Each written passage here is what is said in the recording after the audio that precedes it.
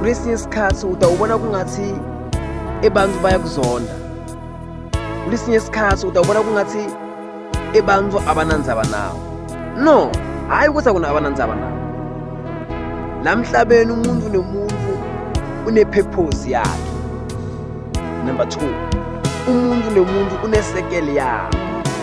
Let me repeat this one. Umuntu nomuntu unesekele yakhe, unabantu bekumele aphile nabo. Kukhona abantu lophila nabo wena. Ucabanga ukuthi bangani bakho, akusibangani bakho. That's why uma ubanika i-plan yakho ayiphumeleli, bakunika bathi hayi man, wena awusi ready for that thing. Why? It's because they are not in your circle.